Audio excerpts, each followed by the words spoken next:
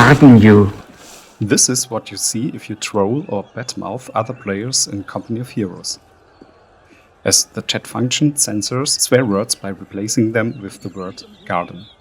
This playful taming of language through a nature metaphor mirrors the concept of a garden as a space where nature itself is tamed and controlled. Gardens, both historically and in contemporary virtual spaces, represent an effort to impose order and beauty upon the wild and untamed. This act of transformation reflects broader themes of control and refinement. Just as the chat function sanitizes language to create a more pleasant interaction, gardens cultivate nature to produce an idealized environment. In the 16th and 18th centuries, European gardens, especially those in the Baroque style, served as a profound expression of their owners' power, taste, and affluence. These gardens often integrated elements from both Christian and pagan traditions, creating spaces rich in symbolism and meaning. Contrasting the dominant French Baroque gardens, which sought to impose geometric precision upon nature, English landscape gardens adopted a more naturalistic approach. This divergence in style highlights differing philosophical and aesthetic values of the time. This historical context finds a parallel in the modern realm of video games. The symbolic and metaphorical designs of Baroque gardens can be likened to the narrative and exploratory spaces of digital landscapes in open-world games. These games, much like Baroque gardens, are often crafted from a Christian romanticized Eurocentric perspective. Both Baroque gardens and video game landscapes feature elements such as lush foliage, clear waterways, geometric patterns, and mythological or religious sculptures. These components often symbolize or allegorize a pristine and harmonious state, reflecting an idealized paradise before the fall. The concept of a walk-in landscape painting, an ideal pursued in Baroque gardens, translates seamlessly into the gamescape of video games. This represents a three-dimensional realization of what was traditionally a two-dimensional artistic vision. In both contexts, the landscape is, as articulated by Mark Bonner, designed to be admired and appropriated by the observer or player at the same time. As we will see, it is a false paradise we step into. The concept of the landscape in open-world games can be compared to a capitalist amusement park. The digital realms perpetuate the narrative of frontierism, echoing the romantically charged conquest of the wilderness, reminiscent of colonialist exploration, expansion, and extraction. Oliver Perez Latorre describes nature as a particularly complex symbol in post-apocalyptic narratives, noting the ideologically ambivalent role of the return to nature in these settings.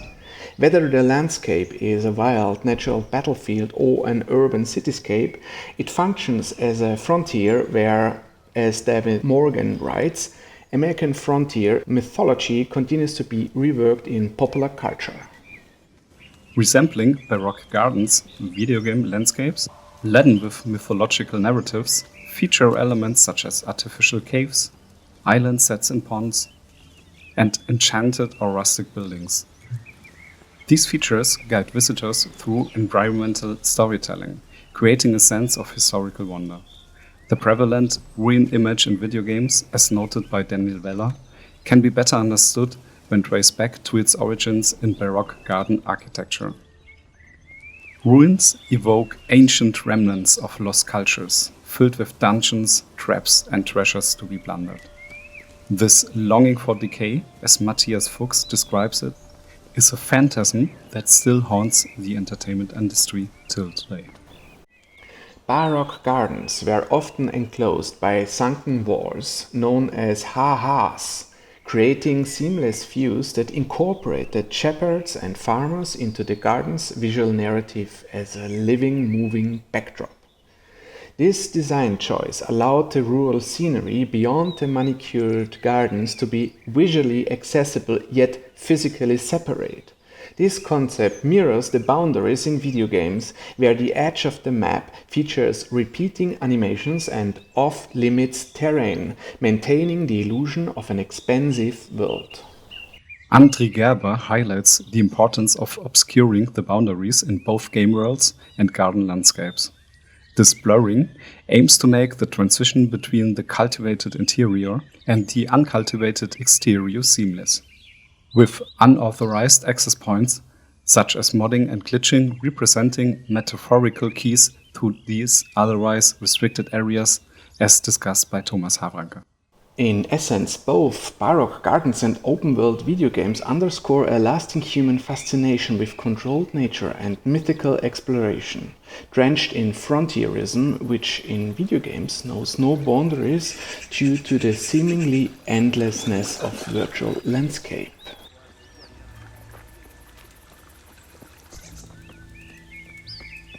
In the decaying splendor of Baroque garden ruins, the figure of the hermit serves as a living sculpture, blending seamlessly into the background. This trend of hiring ornamental hermits, or in German Schmuckeremiten, reveals much about the period's landscape design motivations. These actors, paid to simulate a life of seclusion, reflect a romantically idealized connection to nature and withdrawal from the world, rather than any genuine expression of religiosity, as Antonio Lucci states. The garden hermit function as a narrative persona, their role entirely determined by their employer. In this context, the hermit's function replaces their personal identity with their true personality, suspended in favor of their service role. Similarly, in video games, hermit NPCs are often limited to the role of quest givers. Their programmed routines confine them to this function, making them both an element of landscape animation and embedded servants to the player. Just as the Baroque hermit was a curated element of the garden, NPCs in video games are often more ornament than character. You men are like little kids. The contradiction and dichotomy between the constructs of nature, wilderness, and artificiality is a prominent theme in both Baroque garden designs and the virtual realms of digital open worlds. This tension arises from the portrayal of static, frozen nature, which contributes to a national identity through its idealized representation. In doing so, it reduces the wilderness to mere visual value, stripping it of historical context, according to Mark Bonner. Baroque gardens, much like hyperreal digital landscapes, strive to mimic nature and, to a certain extent, wilderness. However, they also distinctly demarcate themselves from the very elements they seek to emulate. This creates a fascinating paradox. While these spaces appear natural and wild, they are, in reality, meticulously crafted and controlled environments. For us, it is essential to stop playing along and to seek alternatives to the romantically regressive, Eurocentric and capitalist concepts of the garden as a hedonistic amusement park for colonial power fantasies. What can we learn, for example, from the concepts of gardens and gardening in the non-European cultures, such as the Chinampas in Mexico? And how might such a garden concept be translated into gamescapes? How can we avoid old dichotomies and find a utopian paradise for all that knows neither exteriority nor exclusion?